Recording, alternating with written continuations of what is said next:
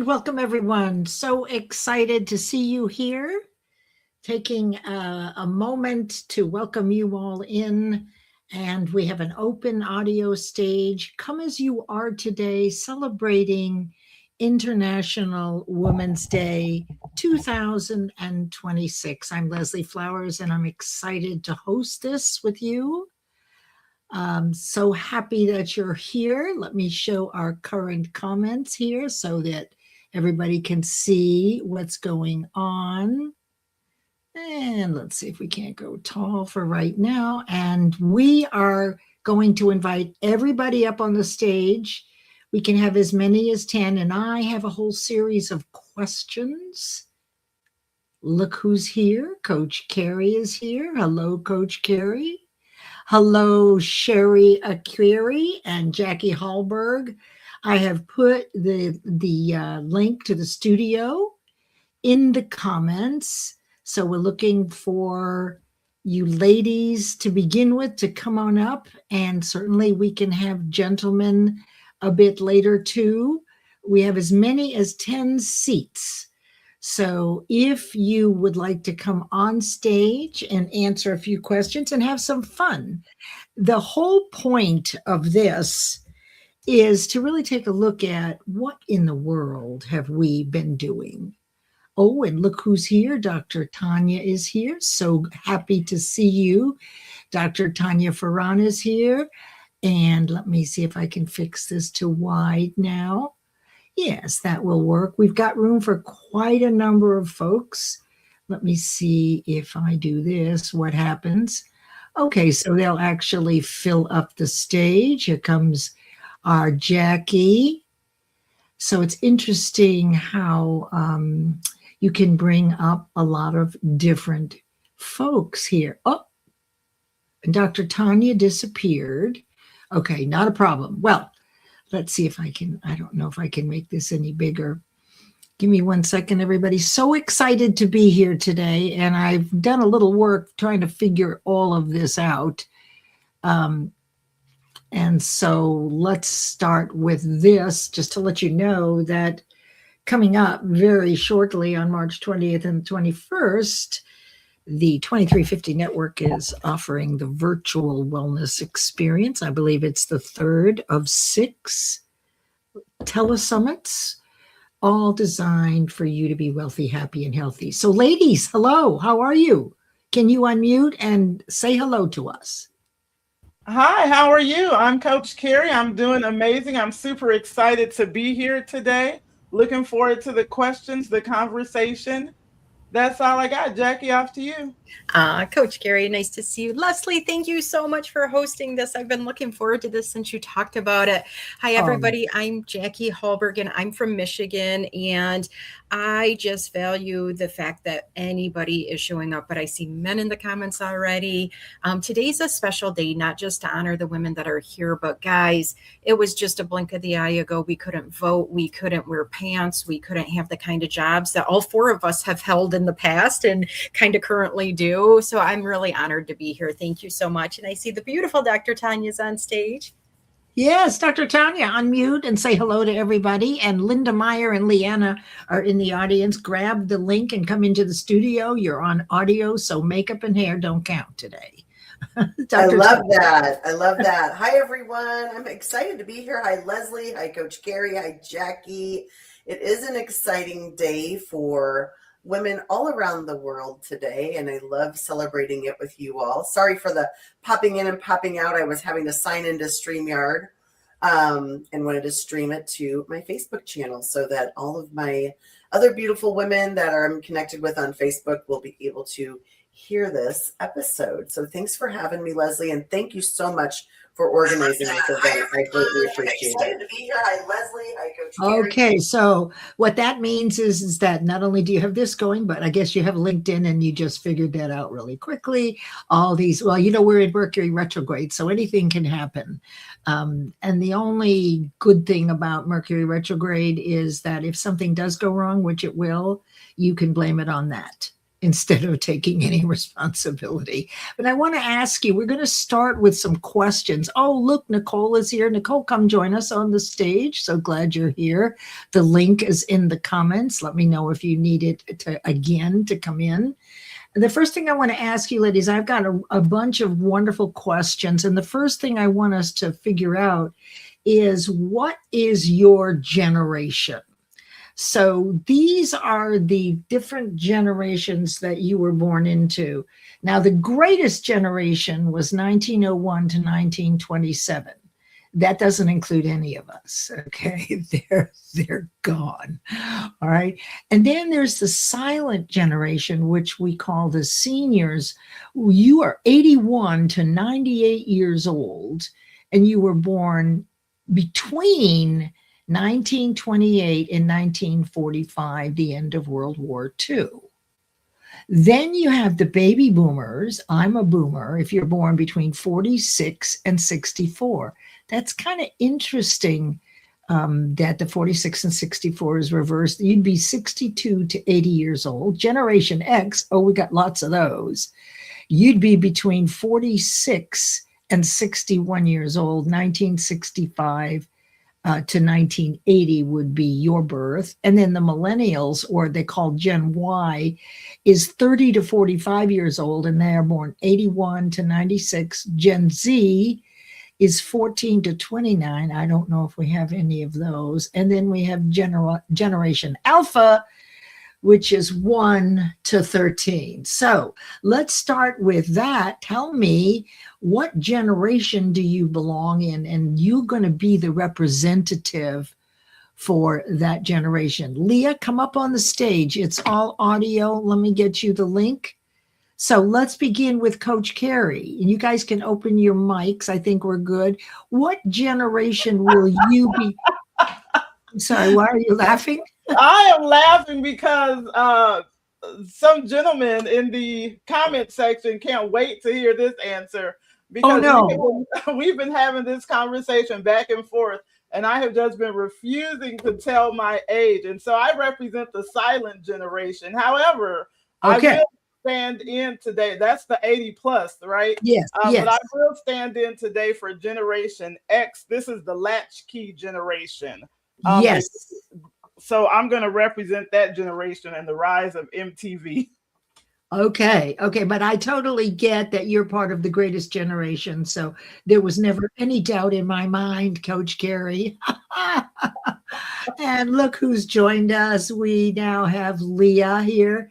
I know these are kind of small. You guys are looking kind of small. Hey, Leah, so glad you're here. Go ahead and unmute and tell us who you are, and then let us know which generation you are representing.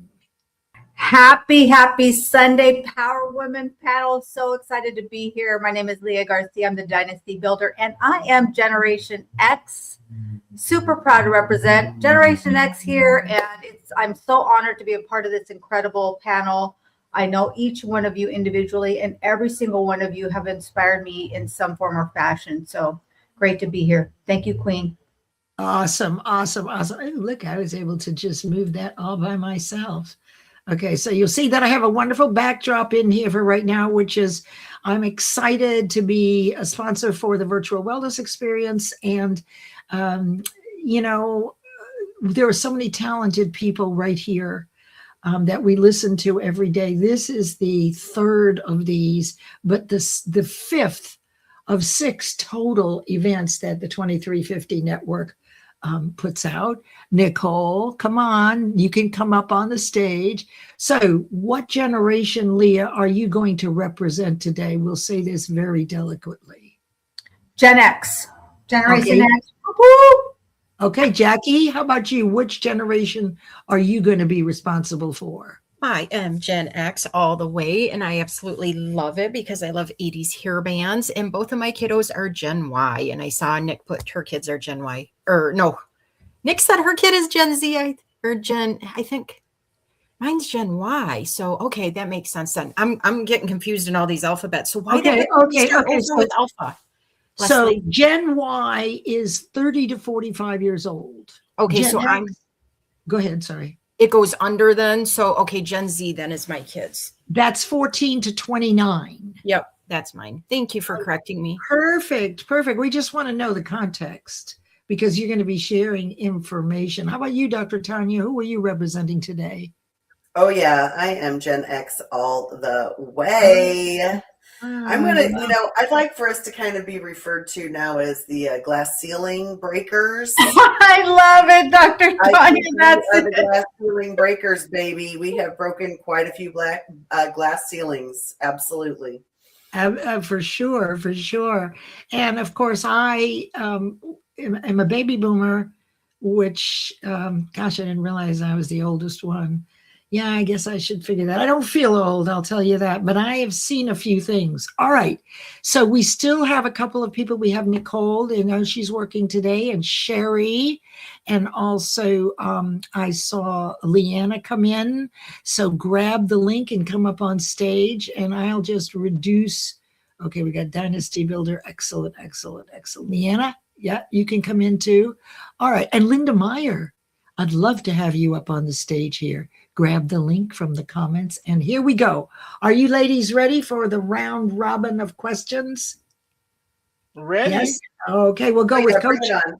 Okay, let's go in this order until we add someone, and then we'll have to redo the order, but we'll go with Coach Carrie, Jackie, Tanya, Dr. Tanya, and Leah. And thank you, ladies, for coming up on stage. I haven't done an audio like this since the audio rooms, but I heard Melissa Houston did that. She likes to do audio, but I still have my ring light on. What does that tell you? I couldn't start without my ring light. Okay, so here's the first question, and make them short and sweet, and I'll move right through. John Werner, thank you so much for being here, and William Rochelle, and Gregory, and let's see who else we have here. We've got some LinkedIn users, and I suspect probably Damien is one of them. I'm not sure. We have Meryl here. Hi, Meryl. Cass, so good to have you here. And there are men here, and the reason, and I saw Felipe as well. We have men here because these are the men that support us, right? These are the men that support us, and we appreciate you. Okay, first question.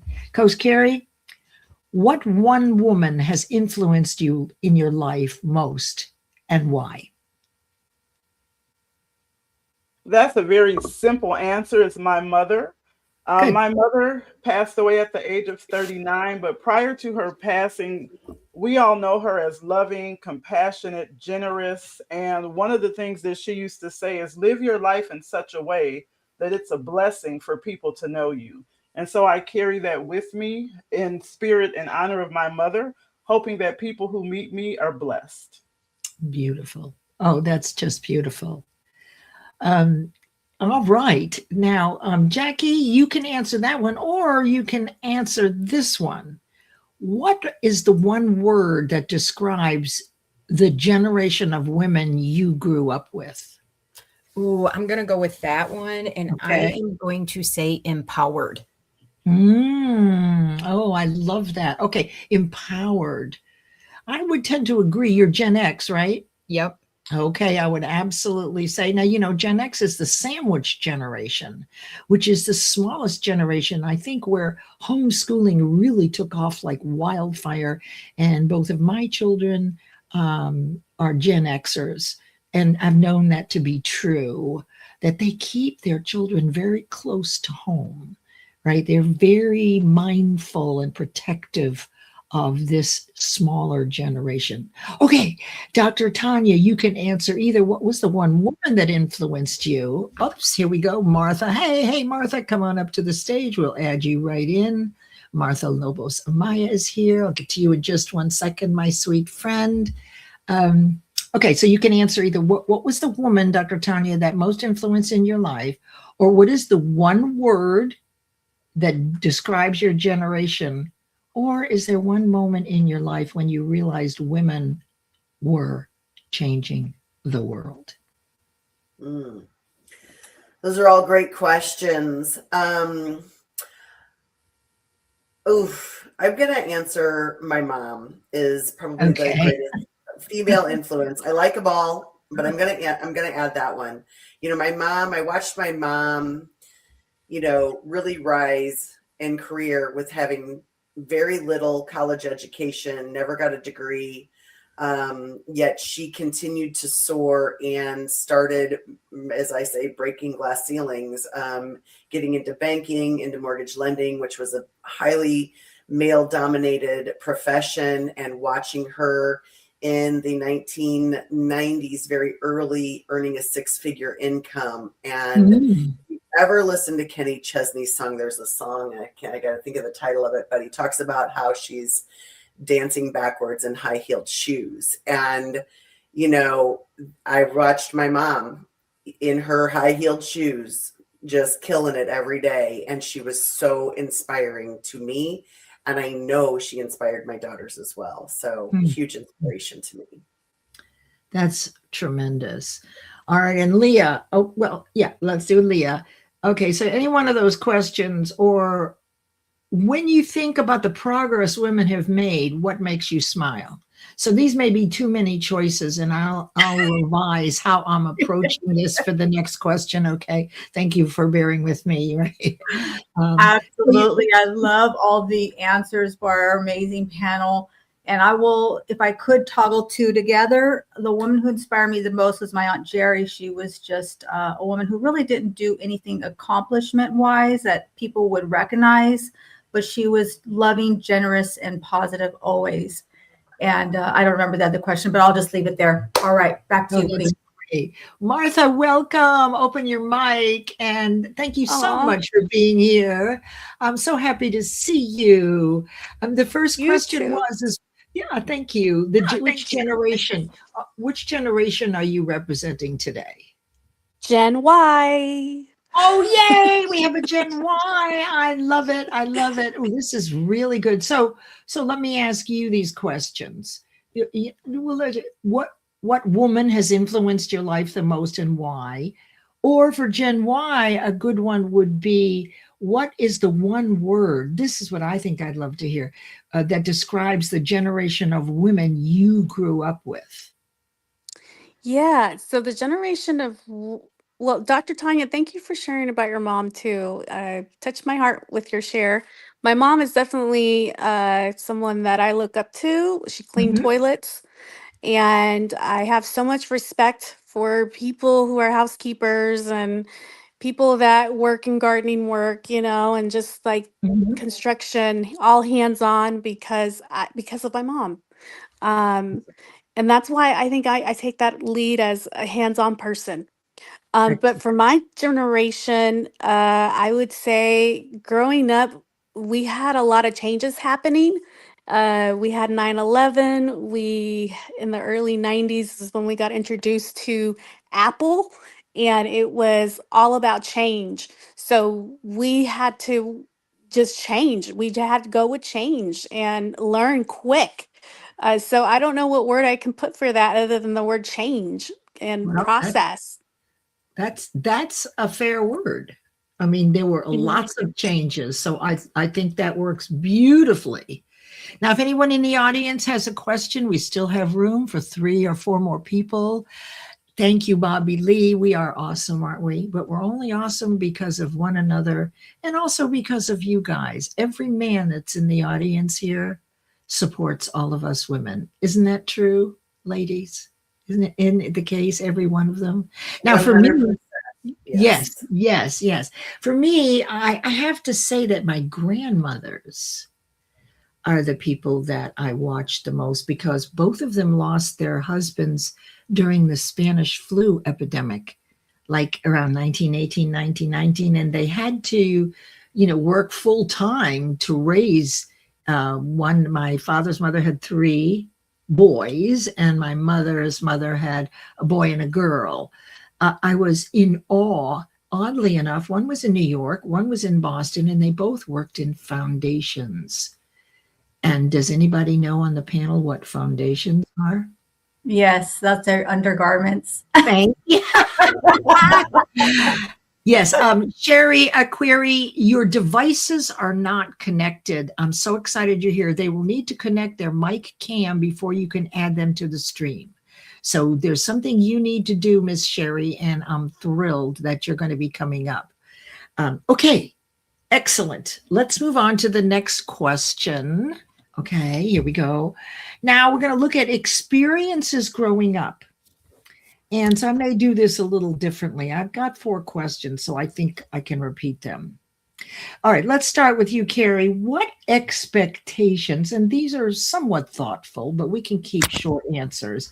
You're representing Gen X. Oh, no, you're the greatest generation, but today for Gen X. What expectations did society place on women when you were growing up? You're muted, my dear Coach Carrie. Sorry, and I was really having a great conversation with myself. So for, I would say for most of history, there were 3 expectations that society placed on women: marry, have children, and stay at home. Awesome. That's fair. So your generation growing up, and now pretty much, if you're a Gen X, then you're my children's age. And I didn't stay home. So by that time, when my kids came along and they're right around 50, 51, or 52, it required 2 incomes. We had gotten to the place, right, where now we needed both incomes. So thank you for that. You reminded me, and that I was out and about earning money, but you're absolutely right. From that viewpoint, that's really what it was all about. And so thank you for sharing that. So Jackie, what messages did you hear when you were growing up as a Gen Xer, what women should do or they shouldn't do? I heard very loud and clear through like commercials and through magazines that women were supposed to be skinny and that we were supposed to keep our voices quiet. So is that from the old children should be seen and not heard? Do you think that's from that? No, I actually think it's more through media wanting to like sell cosmetics and all this stuff to women and give us all kinds of like self-depreciation thoughts. Keep us in our place. Excellent. I can't imagine that anybody ever kept you in your place. Any of you, but I love that. I do. And so Dr. Tanya, thank you, Jackie. What opportunities did you feel were open to you and which ones were closed? Did you feel like were closed to you? You know, I mean, I never felt like opportunity was not open for me, but I didn't know what opportunity was available for me. So, you know, it was okay, whatever I decided to do. Like there was really no encouragement, but really no pressure either, you know? So it was like, whatever you want to do. If you just want to stay at home, mom. You want to go to school, you can go to school. But there was really never like, you could really be this person. You know, who do you really want to be? You know, I was in it, and it was, I felt like that was kind of my inner family circle. My external family circle was really that the men were the ones that were supposed to get big jobs and go to school and lead.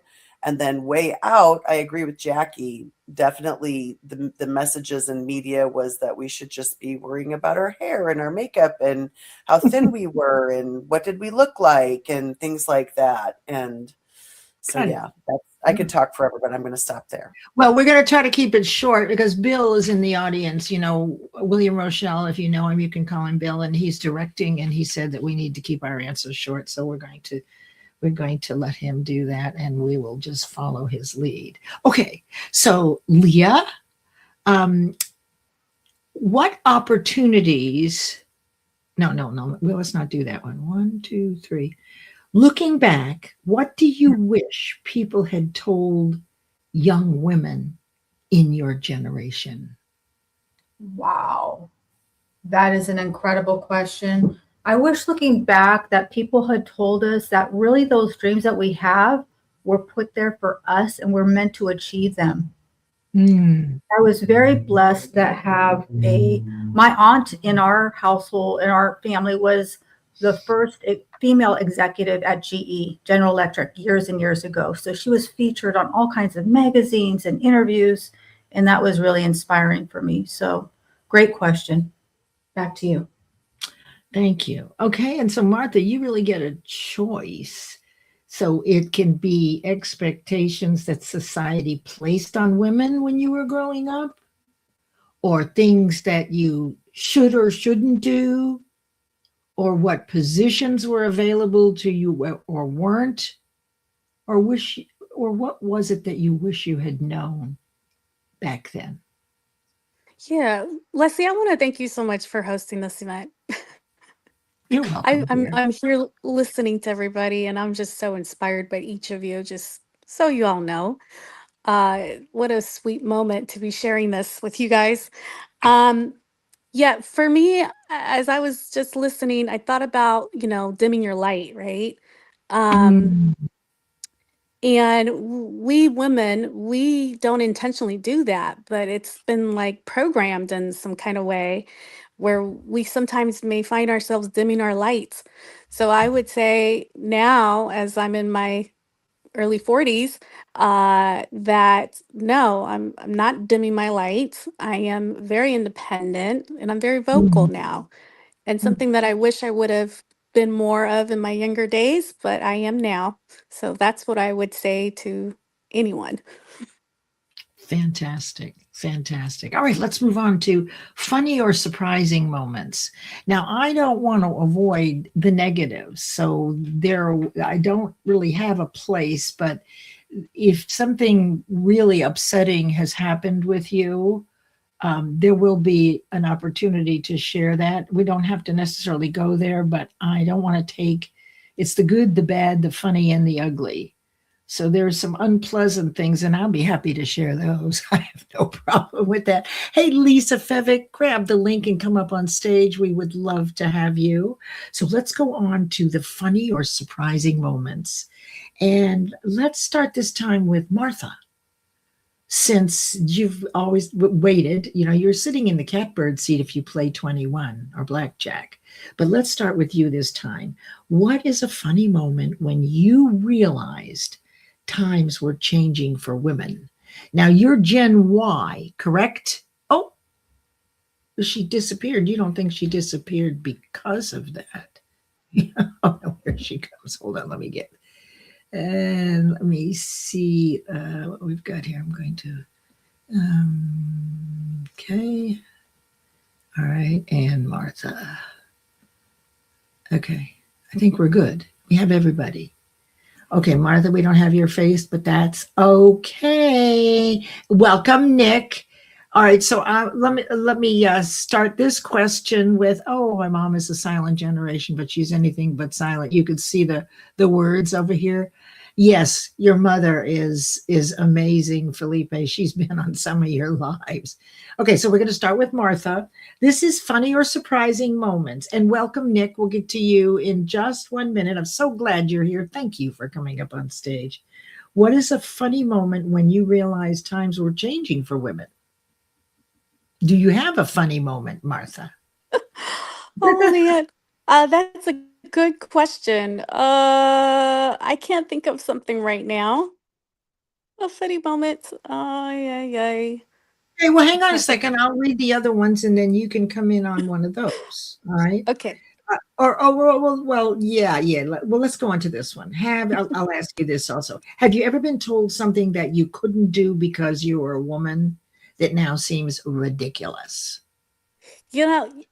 I was told in high school that I wasn't going to graduate high school. And then I went on to prove them completely wrong, and I graduated and got an award for overachieving my GPA and all this stuff. And so, yeah, it was a woman that told me this, but she really just inspired me to keep pushing. And then throughout the years, I just kept pushing.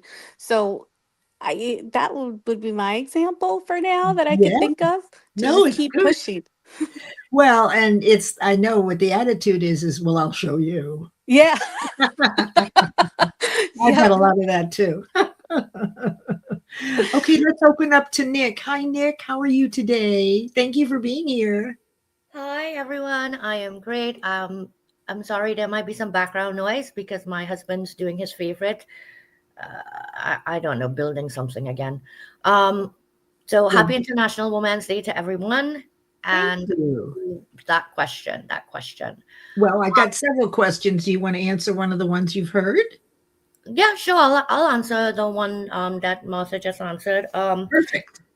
I think when I went into the stone industry and the elevator industry as project coordinators and then moved up to project managers, um, the crews in the field, they didn't feel that as a woman that I could be in the field and be effective, and that was bullshit. Went into the field, I climbed ladders, I measured elevator shafts, I spoke to contractors, and it wasn't always easy, being one of the few females on site. But yeah, they told me I couldn't, and boy, did I prove them wrong. So you're a Gen Xer. Does it seem ridiculous now that their view was that you didn't belong there? Do you think it's still that way? Is this something that doesn't occur now as much as it was back then as a Gen Xer? It definitely doesn't occur as much now. Women have definitely earned their place in the field, have shown that, listen, we could wear an apron and we could wear boots just as freaking well. We sure can. We sure can. Thank you for joining the stage. And Leah, let's move on to you. What workplace or social moment made you laugh later because of how outdated it was? Well, okay. My first job, I worked as a floater at JCPenney's. And I was such a good floater that they allowed me to do the PBX. Who knows what the PBX is? Nobody does. Maybe our queen does. I do. That means you're the announcer over the intercom. Attention, JC customers, your spring and summer catalog is now available. Okay. And I would be able to do that, but it could only be a woman who could be on the PBX. Okay. They never allowed a man to be on the PBX. That is funny, isn't it? And so now thinking back, it's like, I don't even know that they do that anymore, but it used to be a big, big deal. And so, yeah, now looking back, it's like, why was that such a big deal? I don't know. So that's my story. Yes. And I'll slip in here that when I started as a stewardess, it was only women and we weren't paid much. As soon as they brought men in, all the salaries increased. So when I flew troops into Vietnam in the 60s, it was us girls, right? But no, wait, that's not true. Wait, hold on a second. Oh, yeah, it was true. And also I flew for Northwest Airlines domestically, and it was only women. But then somehow men started stepping in and the hourly wage increased. Isn't that interesting? So let's go on to Dr. Tanya. What stereotypes about women, Dr. Tanya, have you personally shattered? Oh gosh. Well, I will tell you that when I became a head principal of a building, I was actually, the school was celebrating in 2 years their 50th anniversary of being a school. And I was the first female principal in 48 years to be head principal of the school. My predecessors were 2 men. And it was huge. Back when we were kids and we were in school, the principals and the administrative people were all men. Yeah. Awesome. And you reminded me, now you're Gen X, right? Correct. Okay, so my daughter was the first weightlifter in her high school. Only men were doing weightlifting, but she was a baton twirler. So it's trying to bring someone else up here on stage. Anyway, she was a baton twirler, so she had to build up endurance. So they had to make a special place for her, right? Because it was all guys doing the weightlifting. So that is so awesome. Jackie Hallberg. So what's a funny moment when you realize that times were changing for women, or have you been told something that you can't do because you are a woman, which seems ridiculous right now? I don't know if so this is something, instead of ridiculous, it pissed me off so bad. Okay. Pissed off is good. I actually worked for a Catholic agency that was like, I worked with like teen parents. It was a social service agency, but it was still under the Catholic church, and it was named with Catholic. I was off on maternity leave with my daughter, so we're only talking 26 years ago. When I came back, I was actually let go because being on maternity leave dropped my seniority, and they needed to remove one person because they lost a grant. I guarantee no males would have had that happen to them, because blown my mind. Here, Catholic Church is all about babies, babies, babies, and they actually retaliated against me because of regular maternity leave, and I had a cesarean, and I only did the minimum amount of time. So to me, that was like ridiculous, but it was also very infuriating. Yes. We've actually come quite a bit of the way, and for me, who's been there, I was born in the mid-40s, so the beginning of the baby boomer generation, I've watched all of this happen. And one of my concerns is that we forget the inroads we've made and the difference that we've all made over the years, as things seem to be changing the way it was. I want my children and my grandchildren to be afforded the same benefits that I had when I was growing up. So thank you for that, Jackie. And now let us go to our wonderful Coach Carrie. So let's do this one with you, Coach Carrie. Now, Bill says to keep this one short. What stereotypes about women have you personally shattered? This is a perfect question for you. Several, but to keep it short, You went on mute again. Somehow you put yourself back on mute. There we go. Bill probably did that. Yes. But my mother was an entrepreneur, and so I grew up watching a woman build a business when society said that she should be at home. And so I shattered that stereotype, just like my mother. The idea that women are not business minded, the idea that women are not ambitious, the idea that women need to be rescued, the idea that success requires you to choose between your family and your career. So I walk into rooms that my mother had to fight to get into, and I do it without apologizing, without shrinking, and without asking permission. Oh my gosh, that is tremendous. You all are such an inspiration and a light in my life, and you are the balance to our gentleman counterparts. And what I really love about our community, and this community, which includes so many wonderful human beings, is how we actually work together. And I want to just take one moment. I'm not going to take you all off stage for this, but the backdrop is about the virtual wellness experience. And I'd like to take a short break and play a short video for you, as I can find it where it belongs. Here we go. Which is about the virtual wellness experience. I am a sponsor this year. I've been involved in it so many times, and I have so enjoyed. Oh, look, Sherry made it.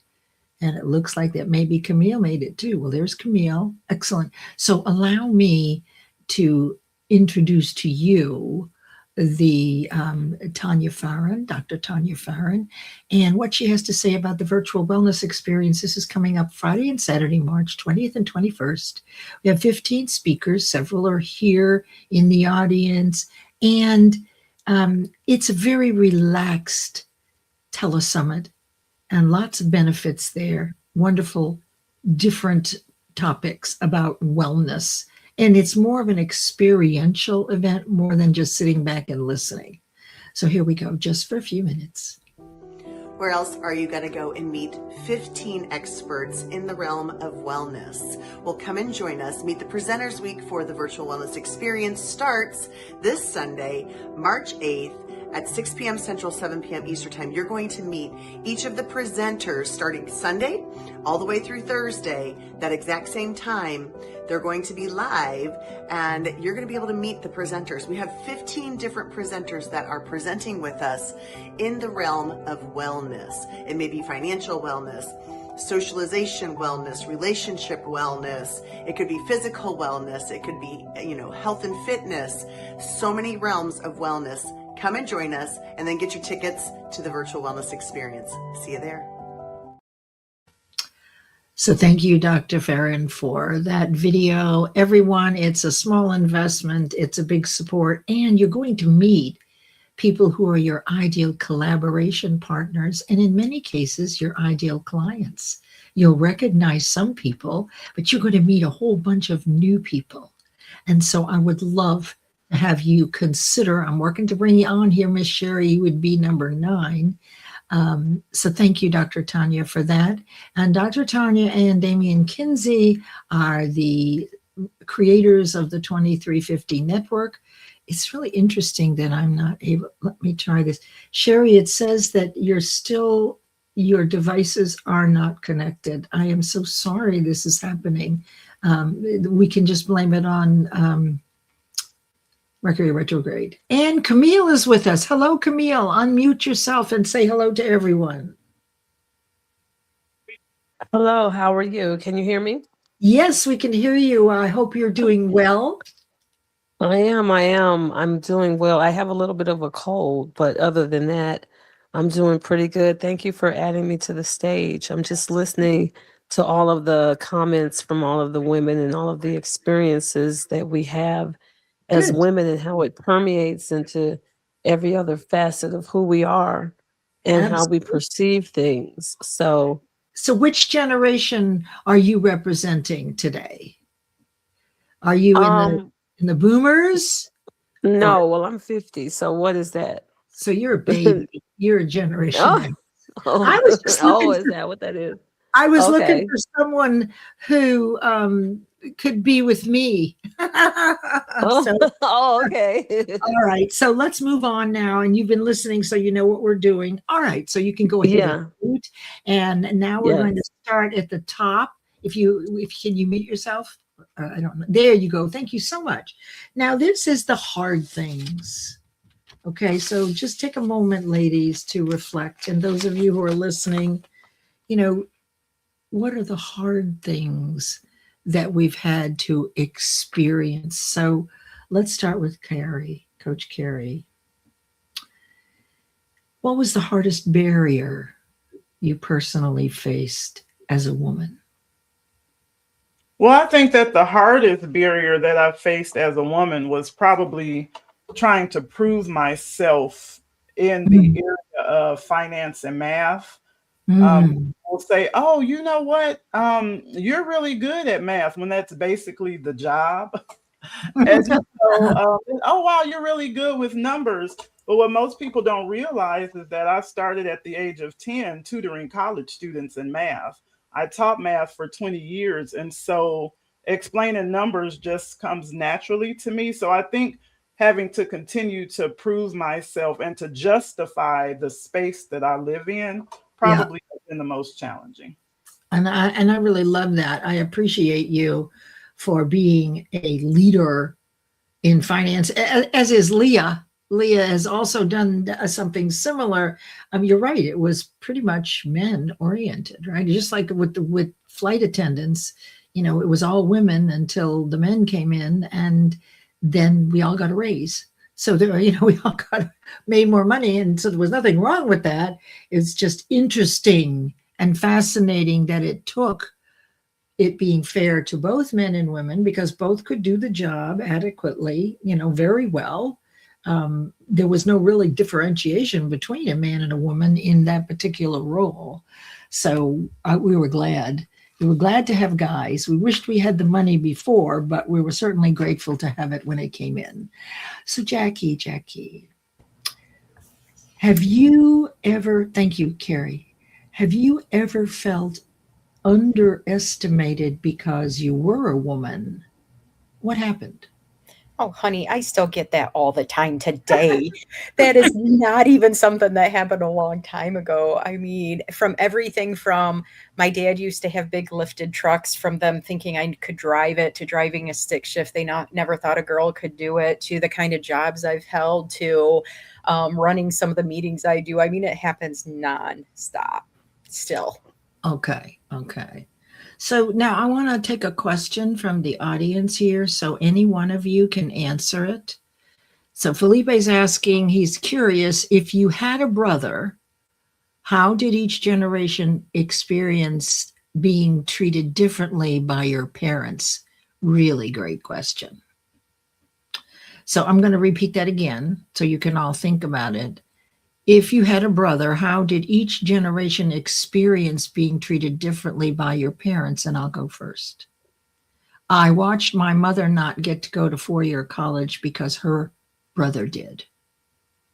Okay, so if I'm a baby boomer, then my mother and my uncle would have been in the seniors.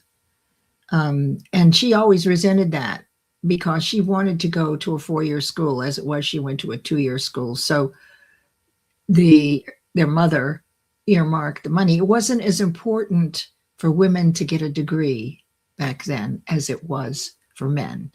And that was my experience. So any one of you could answer that question. So simply unmute and answer it. I don't know that I need to see if I can bring it on stage here.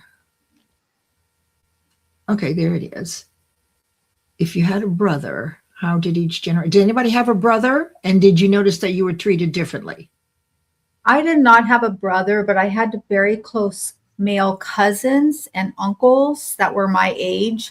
And I saw they got to do all the cool things. They got to go fishing. They got to have mini bikes. They got to have pocket knives and things like that. So yeah, it was always like, well, why can't I have those things? I think they're pretty cool too. Great question, Felipe.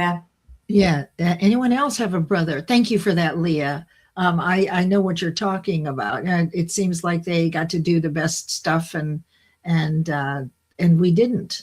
Well, we were doing our things, right? But I hear what you're saying. Who else had a brother or experienced this? Anyone else want to respond to that? Okay. Thank you so much, Felipe. And ask any other questions that you have. I hope that satisfied your answer. There is a difference. In fact, in our family, I have a boy and a girl. And whenever I would do something for my son, my daughter would roll her eyes and say, oh, he's the king. You always let him get away with everything. And the reverse is also true. Whenever I would do something on her behalf, my son would say, well, how come she always gets? So that was kind of fun. All right. And Linda Meyer says that she couldn't move out until her older brother did. Oh, isn't that interesting? And then in certain cultures, you know, the eldest daughter must be married first. But we're looking mostly here between 1900 and 2026. Okay, so we're still on hard things here. We did Jackie, and now let's go to Nick. No, excuse me. We're going to go to Dr. Tanya. I changed the order. I'm so sorry. What sacrifices, Dr. Tanya, did women in your generation have to make? What were the sacrifices you had to make? Because you are a woman.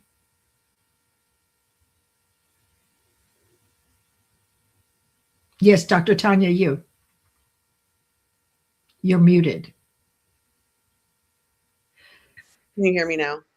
Yes, ma'am. Okay, I was Thank trying to you. answer your other question about the brother, but will you repeat this question? I'm sorry, I couldn't get my mic to work. But Well, go ahead and answer Felipe's question. We can do that. To say, I have a brother. I still have a brother, and I love him dearly. We're very close.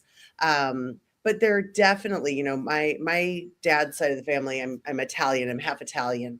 And so the Italian heritage really, you know, boasts the men in the family. You know, the women should be in the the kitchen, cooking, raising the family, which I Mhm. think is fine if that's what the women want to do, you know, if that's your choice as a woman. But the men were just really put on a pedestal. And even to this day, it's my son has entered the room, you know, and my brother, he does not want that persona. Like, he doesn't want that to be portrayed. You know, he's very much a supporter of females. He has a very strong wife who has a very strong, high prominent position in a banking industry.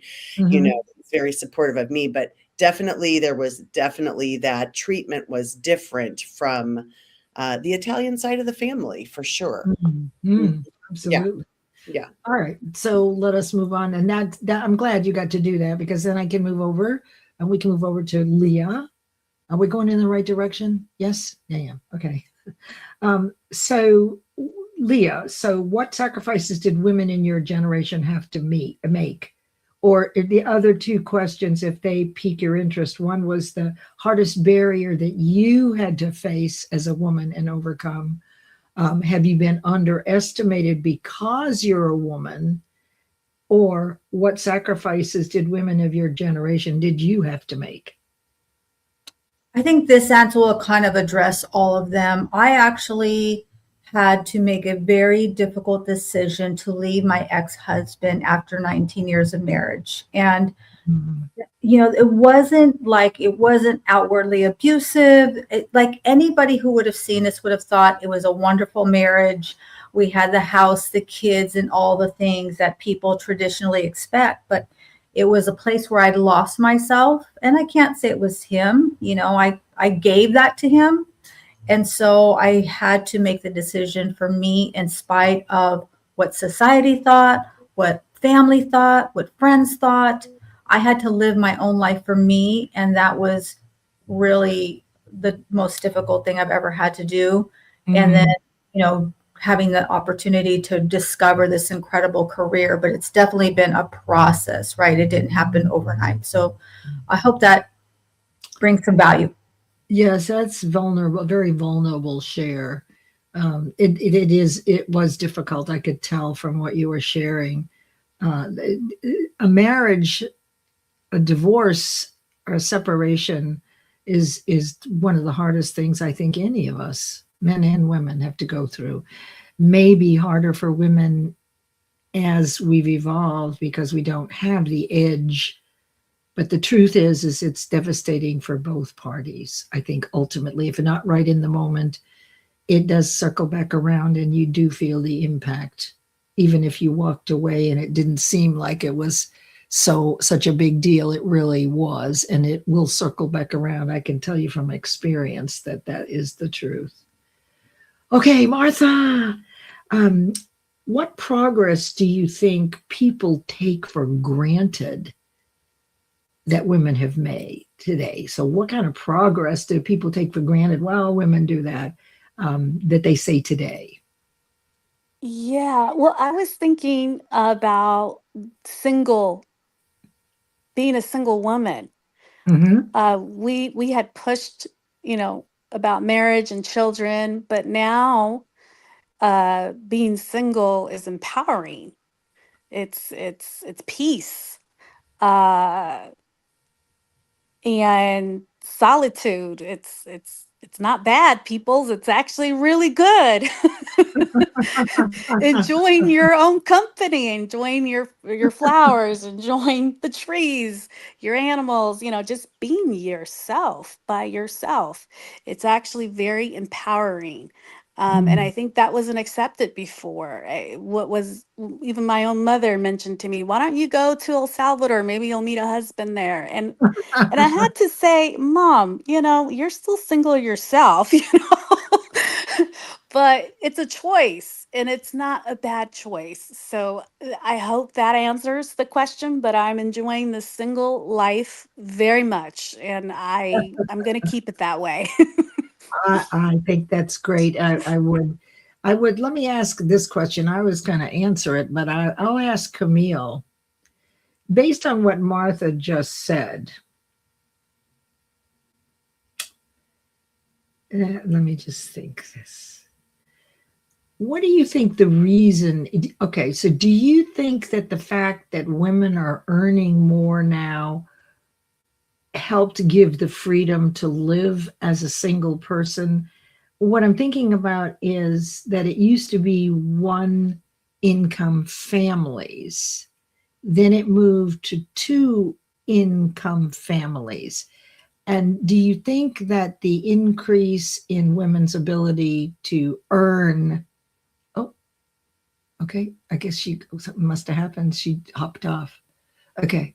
So, well, let me just go right back to you then, Martha.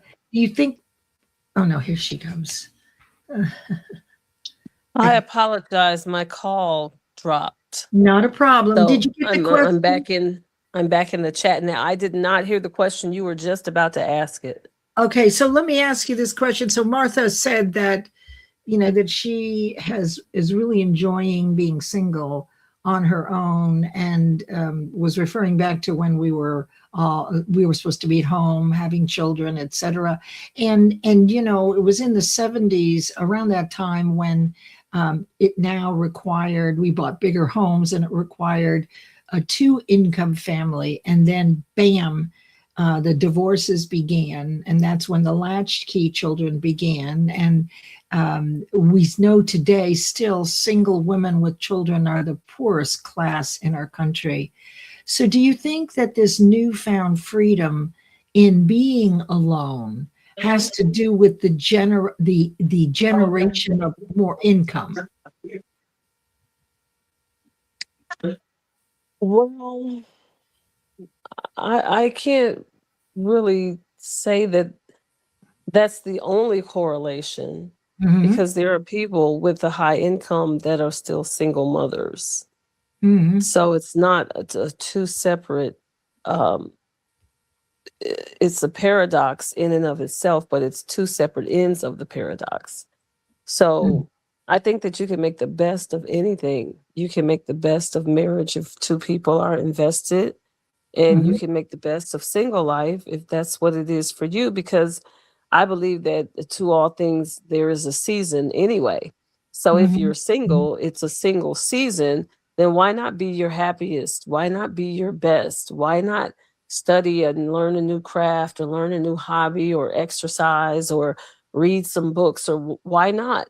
Because Yeah. you have the best of yourself to offer when you do get into a relationship or into a marriage. You know, it's two whole people instead of two halves. So either way, you can make the best out of it, because it's a season. Even if you stay married, somebody's going to pass away first. So you just make the best out of whatever season you're in. Yes, good point. Very good point. And I was also thinking about, you know, we have certain beliefs, societal constraints. So, you know, there was the belief that we were doing something wrong if we didn't stay in the marriage. So with Martha, you know, there's a lot of work that we do on ourselves to be able to move out of what society expected of us and step out without really knowing how. And then you end up, you know, enjoying, as you say, this particular season. That's really excellent. Excellent addition. Thank you so much. So much. Sure. You're welcome. You're excellent, Camille. I'm glad you're here. All right, everybody doing good. I thought this would be an hour, but we're going to go just a little bit further because I got some more fun questions here. All right, let's do this.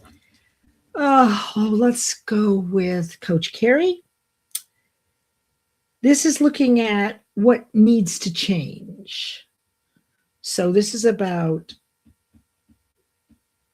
let's see what progress. Okay, no, progress and pride.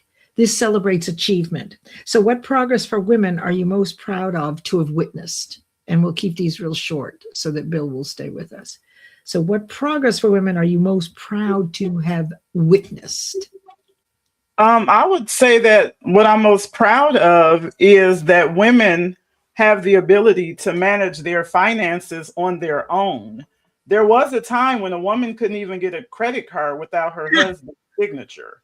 That's And right. so to be able to buy a house and to live in the season of freedom and finances, I think is absolutely amazing. That actually changed, I believe, in 1974, where you could get a credit card without your husband's signature.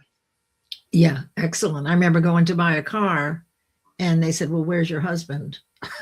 Mm. I can buy this myself. Well, no, ma'am, you have to have a husband here. We can't sell it to you unless, I mean, literally, I'm a little older. Okay, let's move on now to Jackie. Thank you. That's a really excellent point. What opportunities, Jackie, do young women today have that previous generations didn't have? That they can be anything that they want as long as they are around the right people. You know, they can have the same kind of positions that men do in a lot of areas if people are open to that, and they can run for public office and they can change the world in so many capacities. Excellent. Excellent. I like that. Dr. Tanya, when did you first feel your voice truly mattered? I somehow see you as your voice mattering when you were 3, but backing up.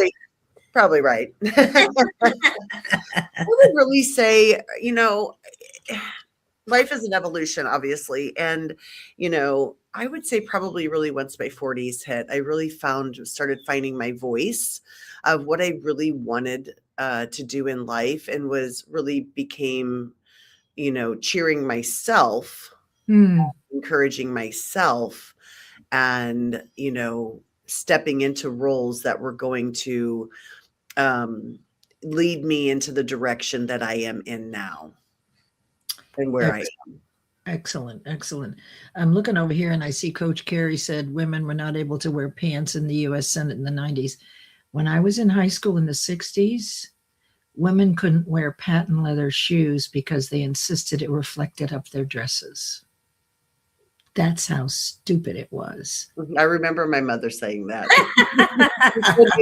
Many times.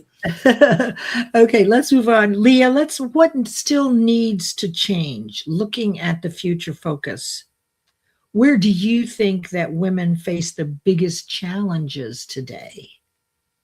I think it's finding our own voice. I think that so many times we talk about lifting up other women, and I think that unfortunately sometimes we give a lot of word salad to it. And I think that we need to take action into actively lifting each other up, building each other up. It doesn't mean that we have to be competitive with one another. I can love and adore Coach Carey for who Coach Carey is, and Jackie and Dr. Tanya and Martha. And I'm sorry, I don't know what your name is down there, but we can Camille. We can all shine. And it doesn't mean that we have to put down anyone else, right? I always told my kids, you don't have to, if you're great, just be great. You don't have to put anyone else down to be great. Just do you. Beautiful, beautiful response. Thank you. Martha, what stereotypes about women still exist? Well, stereotypes, people think we're married. I know. I automatically, you have a mister. What else? You have children. There's a lot of different types of scenarios, but sometimes the judgment comes before getting to know the person. And that happens a lot. Even as a single parent, comments that come out. So yeah, it's just get to know the person, get to know us women before you judge. Excellent, excellent. Camille, let me ask you that same question. What stereotypes about women still exist?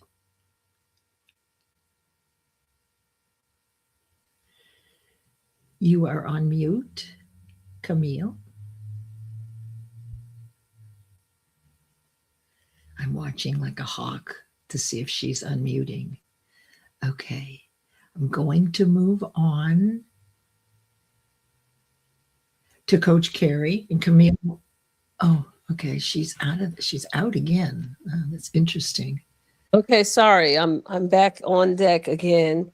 And this seems time I like did hear the question. Oh, good. I'm sorry if I'm interrupting somebody. No, My it's okay, call honey. dropped again. I heard my name again and I heard a question That's of right. stereotypes that women still deal with today. Was that the Yes. question? Yes. Which Okay. stereotypes still exist? Well, that we are supposed to be subservient.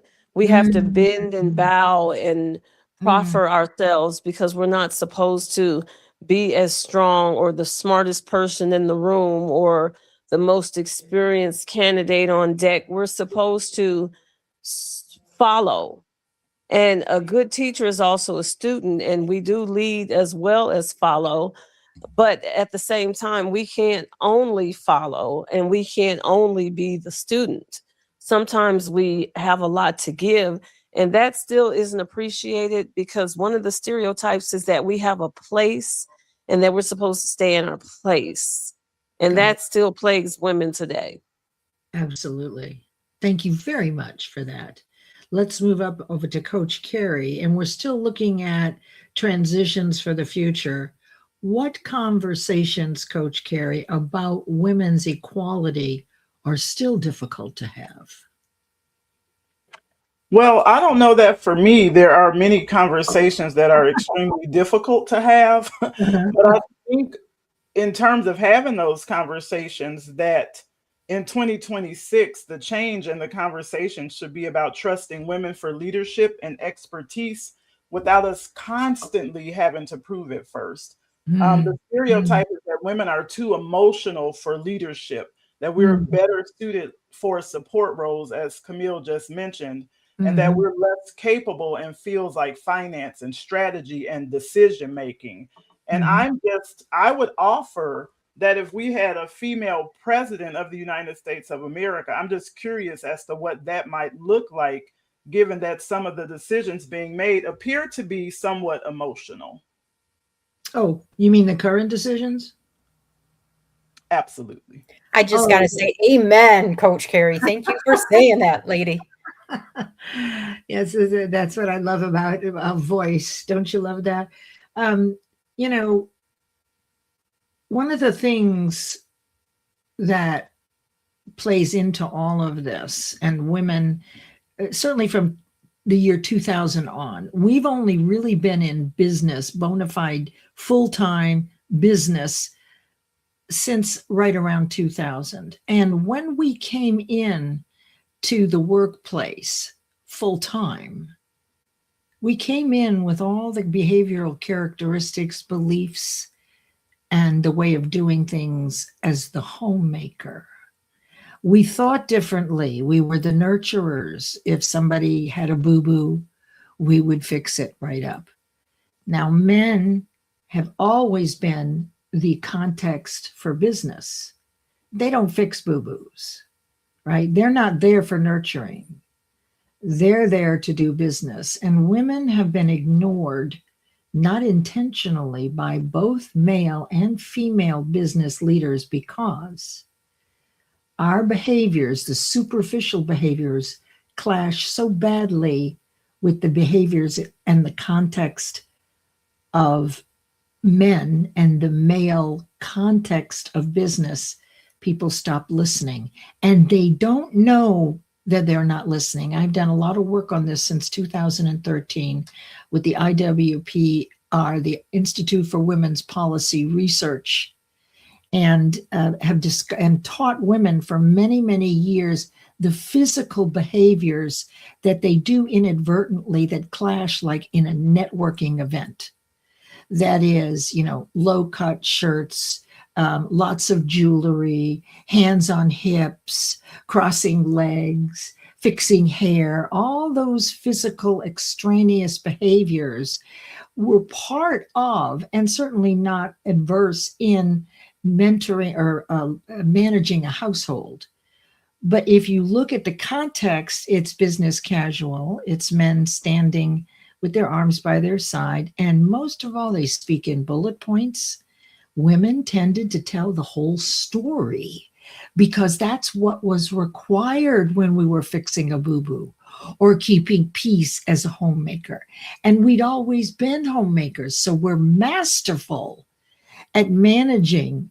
And so the problem for women, as I saw it, and my work for at least a decade was teaching women how to stop telling the whole story, how to dress one step up above where you're going, to wear business casual, to really match the context like a chameleon so that people would start listening to them again. And the one quick thing I'll share is, you know, this happens if you've ever been around a table with men and women. It doesn't matter where you are, you're discussing an issue and it's your turn and you say something and nobody says anything. And then a couple of people down, the man says exactly what you said. And everybody goes, oh yeah, that's a great idea. Let's do that. What's happened is, as you lean over to your friend, did I not just say those words? You did. But they didn't even know that they didn't hear you because of all the clashes in context. But I'm going to go on because that is an area that I've done a lot of work in. And so to add to what's been said is, it's a particularly difficult challenge for us to be accepted as equals in 21st century business, but it is improving. It's improving, definitely. Coach Carrie, who was the last? Or was Jackie, are you next? Jackie is next. Yeah, because I was telling her to preach on. So I heard that. I heard one more, and then I need to get off here. Okay, let's do, because we're already This is great, though. Let's go. It is something to think about. We really have had, we're just about done here. We really have had a very difficult challenge, right? To be heard in business. And we have to really start with ourselves like in anything else. But first it's, what are we wearing? How are we standing? Do we tell the whole story? You can observe what men are doing. And if women begin to do that, it doesn't mean you lose any femininity at all. It just means you don't run your mouth. It just means that you don't have cleavage, because that's what men are going to look at. Sorry, but it's the truth. They're not going to listen to you if you have that. Okay, wisdom across the generations. Let's start with our wonderful Jackie. This is about encouraging mentoring. What advice would you give to your younger self, Jackie?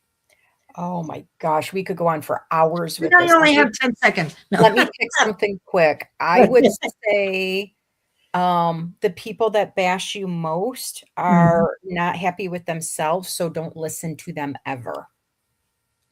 Oh, bam. Oh, that is phenomenal. Say that again. The people that bash you the most are not happy with themselves, so don't even listen to them. Focus on yourself and do what feels right. And that's a quotable quote. That is wisdom. Because it's taken me a lifetime, Jackie, to understand that. You and me both, girl. Thank you so much for having us today, Leslie. This was amazing. Oh, well, I'm rushing to get us finished, and I don't want to cut it off soon, but I'm so happy to have you here. I thought we'd be done sooner, but I'm glad every one of you is here and you're hanging out. Nick is working at home and she's listening. She's answering on the comments. Okay, let's go to the next question.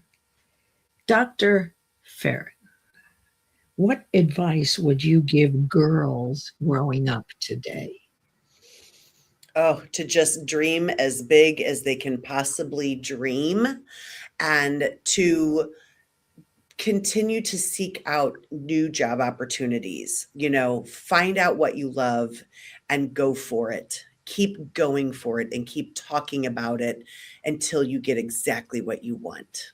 And then don't be satisfied and go get more. Oh, this is really truly wisdom across the generations, isn't it? And Leah, thank you for that, Dr. Farron. And Leah, what qualities do women need the most to succeed today? Courage. You need courage. I say never see failure as failure. It's just an opportunity to practice your technique and perfect your performance. I think that we're so afraid to fail and make a mistake and say the wrong thing and make the wrong decision. We have to trust our inner voice, trust our intuition, And like Dr. Tanya said, keep moving forward. That's amazing. This is really, I love how this is shaping up. So let's go into what we can do next. This is our call to action. You know, if we don't have a call to action, nobody does anything, really. I mean, you have to tell people what to do, right? So there needs to be some sort of call to action. I love this conversation. What am I going to do next? What step am I going to take? So let us start with Martha. What is one action that women can take today to lift other women up? Be a role model. Why did you pick that? Because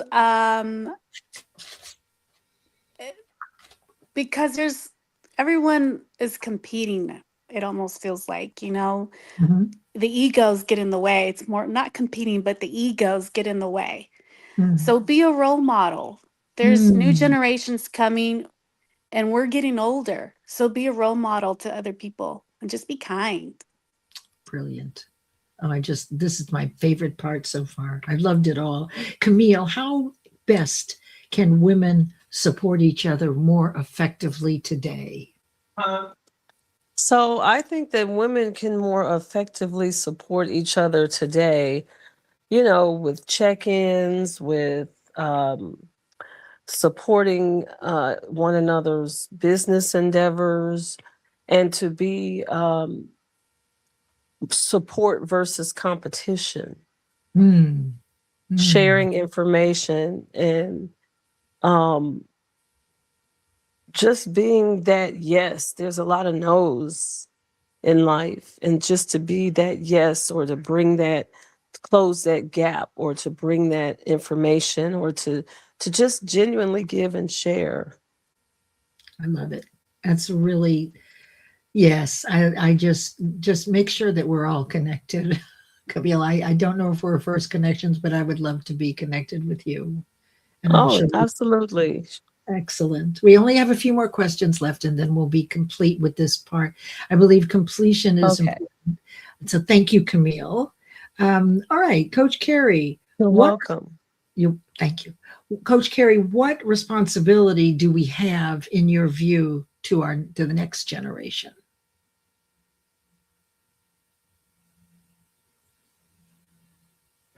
I think the responsibility, which is really a great question, the responsibility that we have to the next generation is to leave the path clearer than we found it.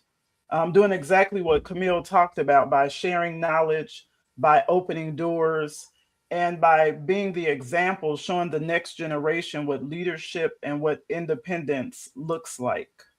I you know, that call to action of actively supporting other women's voices in rooms and spaces where we're still being underestimated, and collaborate and stop competing for limited seats and start building the tables together. Beautiful, beautiful. And now, Dr. Tanya, if you could start one movement today for women, one movement for women tomorrow, if you could start one movement for women tomorrow, what would it be? What would you call it? Gosh, that's a big one.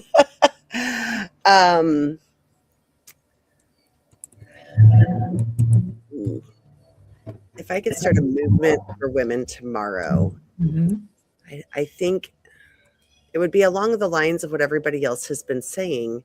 You know, I wanted to say, because I think of my answers as you're going through all of them. I don't have one for this one other than when we talked about helping others, opening the door, but also extending the hand.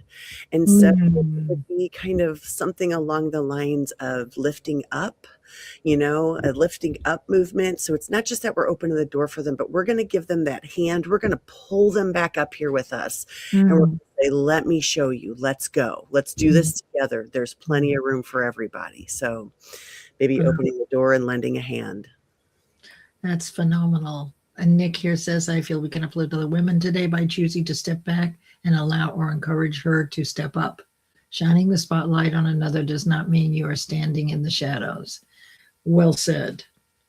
All right. Now, There's one question left for each of you. It's all the same question.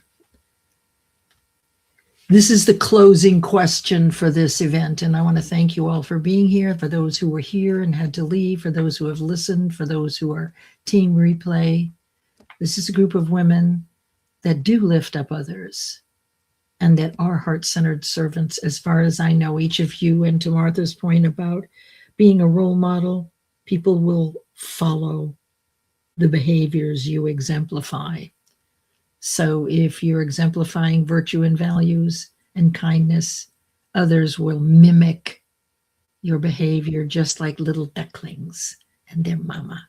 So here's the final question. And we'll start with Leah.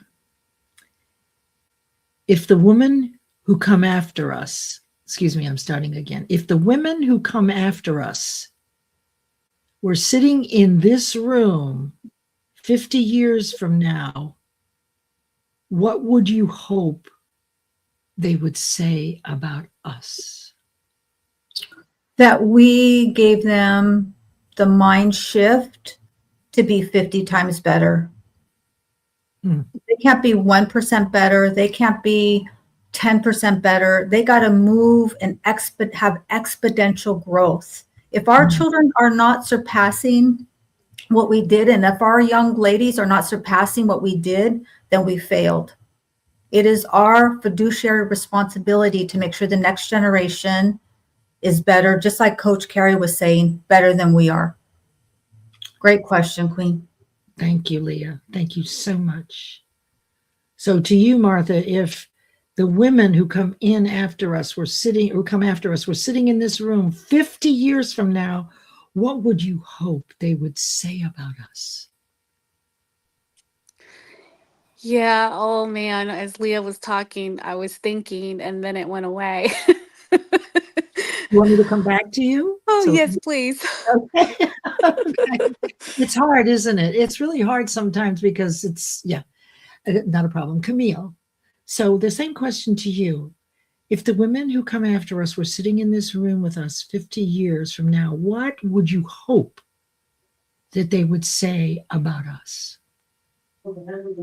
That we persevere and that we're strong and that we are going to be faced with challenges. There is nobody on earth that is not faced with challenges, but it's a decisive action to take the head of the giant every time you stand in battle. And battle looks like many things.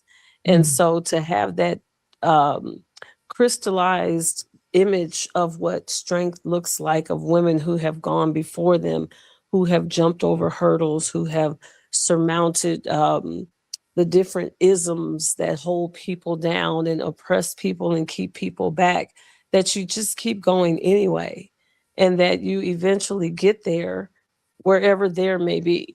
You just keep pressing forward. Incredible. And Dr. Tanya, those women, what would they say about us? What would you hope that they would say about us? Thank goodness they blazed this trail for us. Thank goodness that they didn't stop at their first rejection, their first no, their first person that told them to sit down, to stop talking, to not try something because you're not good enough, that, you don't look the right way, you don't talk the right way, you don't dress the right way, that we went ahead and kept going, even in the signs of adversity, and we did not stop for them. These are wonderful, wonderful. This is a wonderful, powerful closing to this conversation. Coach Carrie, so the women who come in after us are sitting in this room with us. What would you hope that they would say about us? I would love it if we were all still here, but we won't be in 50 years. What would they say about us? Well, they'll be speaking to me directly because I will still be here. but 50 years from now, I would want the women sitting in that room to say, wow, the women of 2026 made a decision to stop thinking only about survival and really started thinking about ownership. They started thinking about legacy. They started thinking about generational wealth, that we learned how money works. We invested with intention. We protected our families, and we built assets that were designed to outlive us. So if we do our job well, many of those women should already be millionaires by design, because we're going to build that foundation before they even get here. And in particular for Black women, this is more than just breaking barriers. It's about building wealth that is strong enough to shift the financial trajectory of our families for generations to come. Excellent, excellent. Thank you. And Nicole says, for the next generation of women, we say, we built our legacy. Now you build yours. No one writes your story. Thank you for that, Nicole, and all of these. And I am so glad. Oh, that was Leah. One of the benefits of doing audio is that you can actually comment. I just realized that. You guys, thank you for doing that. So for me, what I hope they would say is, thank you for insisting that we listen to you, Nana,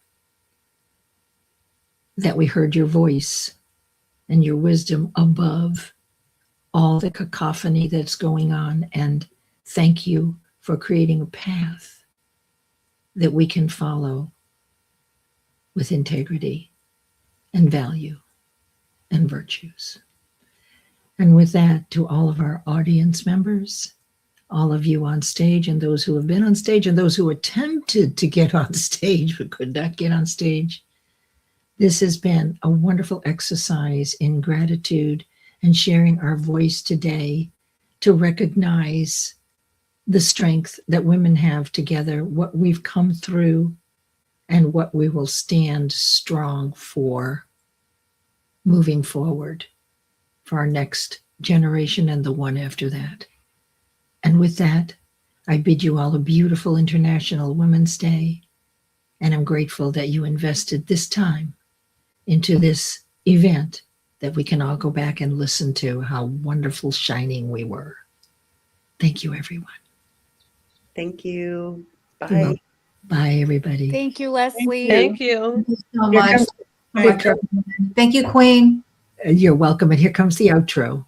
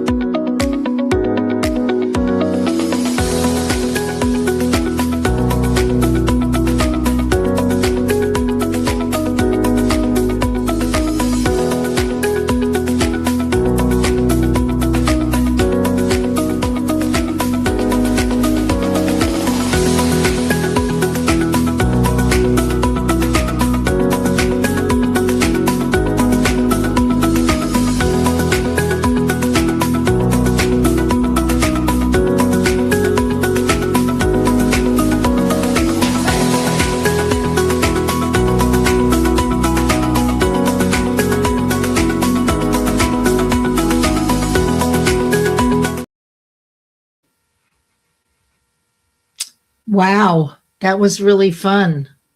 That was so fun. Oh my gosh. Thank you so much. You guys, thank you so much for being here. You know, I went out for a quick lunch with my son and his two daughters, and I was thinking, usually after lunch on Sunday, I take a nap. I was wondering when nap time was coming in for you, Leslie. Oh, they can all still hear. It says the stream is still going. Oh, wow. Oh, that's Hi, interesting. everybody. Well, let me just, hi, everybody. Good thing we didn't say anything we shouldn't. Right. I already said, all right, well, we're going to do this again then. Here we go.